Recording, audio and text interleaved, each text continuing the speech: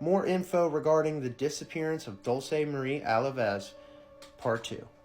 And I want to make very clear that I'm not bashing anybody by making this video at all. I am just going to be pointing out some of the oddities I've seen in the case.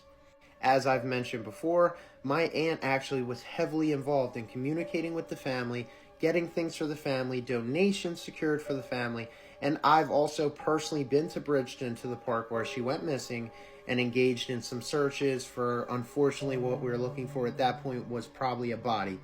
But nonetheless, I'm very close to this case, and here's some of the things I noticed along the way. First and foremost, I want to say that just gut feeling wise, I never believed the mom to be directly involved in whatever abduction took place that day. But I would understand why people would feel that way.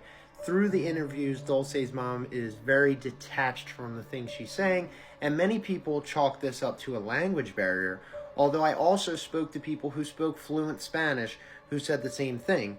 Whether she was speaking Spanish or English, it seemed that she was very detached from the fact that her daughter was gone. But at the same time, we have to keep in mind that not everybody grieves the same, maybe. And people react to tragedies or the idea of tragedy very differently. As to some people might be distraught, but she might be that 1% that just doesn't react the way you would expect someone to react. Nonetheless, watch the interviews for yourself. She is very detached from what happened, for whatever reason. But in my personal opinion, that does not imply direct involvement, but my gut feeling just told me that maybe she knew her little girl was safe. We also have in this case a loud outpouring of so-called psychics or mediums who were speaking to Dulce on the other side, and one of which was actually in touch with the Alaves family. Now, they had mentioned to the Alaves family that Dulce's body was definitely behind the school that Dulce had attended. This would coincide with a search that would happen. The mayor was involved. I was personally there.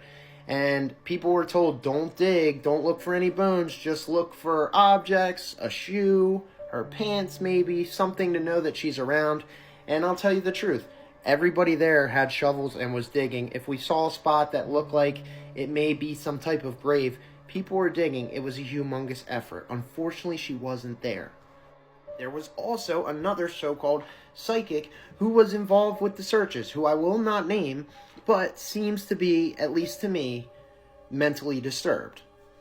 He had alerted the investigators and searchers on a particular day that you need to drain the swamp here because that's where she is. Of course, it would have been drained, and of course, she was not found there. So I guess my point is here, we have a lot of odd people trying to put their hands in this pot. And let's not always believe psychics and mediums, because unfortunately they've been leading people wrong on cases for clout forever. The last odd thing that I'll talk about in this specific video is this.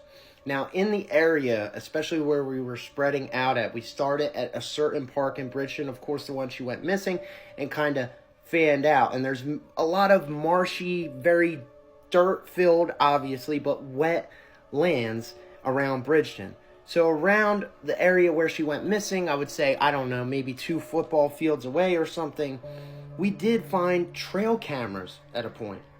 I personally found that pretty odd because it seemed to be not in the best part of town and around a few abandoned buildings. And I thought to myself, who hunts there? Nonetheless, if you're from Bridgeton or the surrounding areas and have any information, feel free to message me or comment it, or there is a helpline that I'll be posting in some of the other videos to get some of this information out there to the right hands. So if you know something, please report it. But especially the people who live in Bridgeton, please comment below if you know exactly what area I'm talking about with the trail cameras, and if there's a lot of wildlife out there, because it just struck me as odd and is something that's never sat right with me. Part 3 coming soon.